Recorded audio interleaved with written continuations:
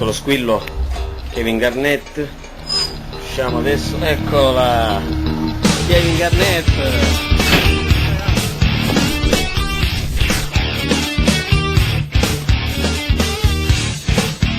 Stiamo per andare a Battiati, oggi è Road to Battiati e dopo aver sbagliato strada stiamo dirigendoci in quel di Mascalucia per poi raggiungere il nostro campetto di Battiati.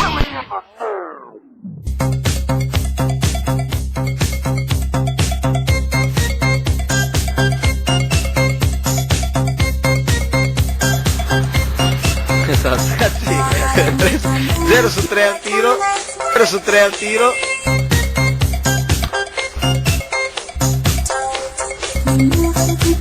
Eccolo qui il vostro Kevin Garnett.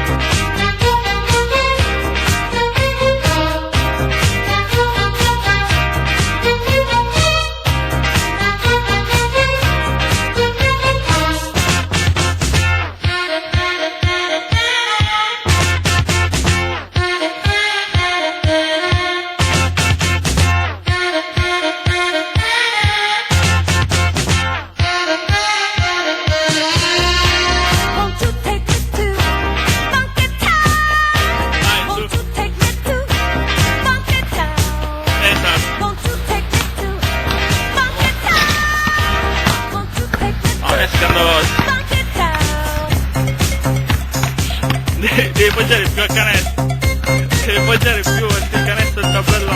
Poi non ti vede ragazzi, no? Perché il nostro Approfittate di guardarlo in questa pre-season. Il giorno 30 inizia il glorioso campionato NBA. Angelo Shot! Eccolo qui il vostro. Preferisco stare io a bordo campo. Ho un leggero problema, vi dico la verità, alla schiena e alla caviglia. Ieri purtroppo ci hanno fatto l'agguato. Nel nostro campetto c'era molta.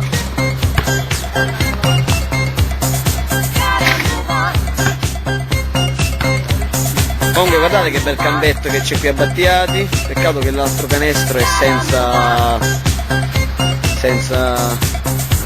canestro, l'hanno strappato. Ok ragazzi, questo è il campetto di Battiati. Ci stiamo riscaldando, a dopo ragazzi.